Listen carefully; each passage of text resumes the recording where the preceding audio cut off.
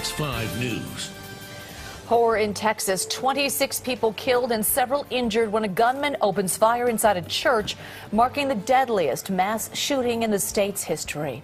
And good evening, I'm Juliette Goodrich. And I'm Brian Hackney. The Texas governor calling the mass shooting an evil act. The gunfire began just 30 minutes into service at the First Baptist Church in Sutherland Springs, a small town a little over 30 miles southeast of San Antonio. Here's what we know right now. CBS News confirms the shooter has been identified as 26-year-old Devin Kelly. He was killed after a brief chase. Officials say he was all dressed in black, wearing tactical gear, including a ballistic vest. Again, 26 people were killed, the victims ranging in age from 5 to 72 years old. Among the dead, the pastor's 14-year-old daughter. CBS reporter Courtney Zabowski is in Sutherland Springs, Texas, with more on how it all unfolded. Between 40 and 50 people were attending Sunday services at the First Baptist Church of Sutherland Springs this morning. At about 11:15, witnesses say a single man with a gun walked in and opened fire on the congregation. As many as 4 dozen people were reportedly wounded. About half of them were killed. At least at this moment in time, there are 26 lives that have been lost.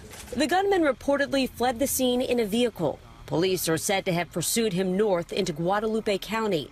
That's where the gunman was killed. It's unclear if he was shot or if he took his own life. The incident prompted a massive response from local, state, and even federal law enforcement agencies. The FBI and the Department of Homeland Security have already joined the investigation. Sutherland Springs is about 35 miles east of San Antonio.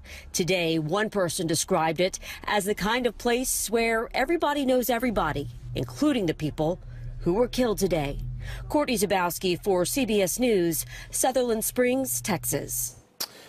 Just minutes ago, President Trump spoke about the tragedy from a news conference in Tokyo. All of America is praying to God to help the wounded and the families of the victims. We will never, ever leave their side, ever.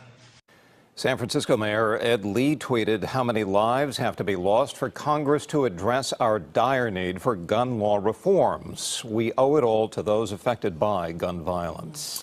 Well, back in the Bay Area, it's happening.